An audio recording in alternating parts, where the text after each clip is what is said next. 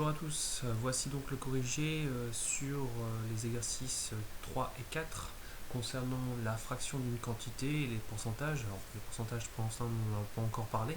Donc on parle de la fraction d'une quantité, donc je rappelle que pour calculer la fraction d'une quantité, il faut obligatoirement multiplier la fraction par la quantité. Vous avez donc vu qu'il y avait trois méthodes, donc ces méthodes sont bien sûr différentes et peuvent servir dans des cas bien précis. C'est-à-dire qu'il faut bien connaître les trois méthodes parce que certaines vont très bien fonctionner dans certains cas, mais pas dans d'autres. Voilà pourquoi il est important de les maîtriser toutes les trois. Je les rappelle. Donc la première, c'est de d'abord commencer par multiplier le numérateur de la fraction par la quantité, et lorsque vous avez le résultat, il vous reste à diviser par le dénominateur de la fraction. La deuxième méthode, c'est d'abord diviser la quantité par le dénominateur de la fraction.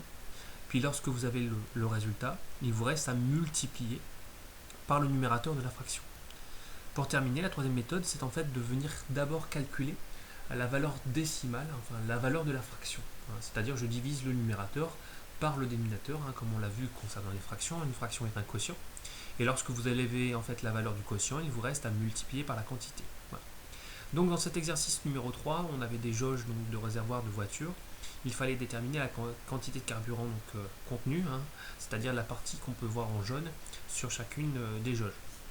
Donc on peut voir que dans le premier réservoir, la jauge, on peut la couper en trois parts égales, et une part correspond à la quantité d'essence, de carburant qu'il reste dans le réservoir. Donc en fait ici on souhaite calculer ce que représente un tiers de 60 litres. Donc je vais multiplier un tiers par 60. Donc ici je peux utiliser la première ou la deuxième méthode qui vont très bien fonctionner. Moi j'ai décidé d'utiliser la première.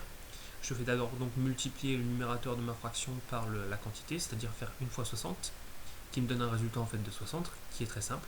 Puis derrière il me reste à diviser par 3, c'est-à-dire que je divise par le dénominateur de la fraction. J'obtiens donc un résultat de 20 litres. Pour la deuxième, on peut voir que la jauge a été coupée en 4 parties égales et que la quantité de carburant présente dans le réservoir prend 3 parts sur les 4 de cette jauge. On va donc ici calculer 3 quarts de 60 en faisant 3 quarts fois 60. Cette fois-ci, j'ai décidé d'utiliser la deuxième méthode, mais on aurait pu très bien utiliser la première ou la troisième qui fonctionnait aussi. Donc je commence par diviser 60 par 4, c'est-à-dire le dénominateur de ma fraction, ce qui me fait 60 quarts, c'est-à-dire 15. Et derrière, il reste à multiplier par le numérateur de la fraction, c'est-à-dire 3. Donc j'obtiens 15 fois 3, c'est-à-dire un total de 45 litres de carburant restant dans le réservoir. Pour la dernière, on peut voir que la jauge a été partagée en 10 parties égales et que la quantité de carburant représente 7 parts sur les 10. J'ai donc 7 dixièmes dans le réservoir, donc je calcule 7 dixièmes de 60. J'ai décidé de nouveau ici d'utiliser la première méthode, mais la deuxième ou la troisième aurait très bien fonctionné également. Je fais donc d'abord 7 fois 60, qui me donne un total de 420. Puis derrière, je divise par le dénominateur de la fraction par 10, ce qui est très simple à faire, vu que diviser par 10 revient à déplacer la virgule d'un rang vers la gauche, et j'obtiens un total de 42 litres. Voilà pour cet exercice numéro 3. Pour l'exercice numéro 4, donc on avait une situation avec un tour de manège qui dure 6 minutes, et avec 3 temps différents, concernant le petit David, qui a fait ce tour de manège. Donc 2 tiers du temps à conduire le camion, 1/5 du temps à essayer d'attraper le pompon, et le reste donc pour faire des signes à ses parents.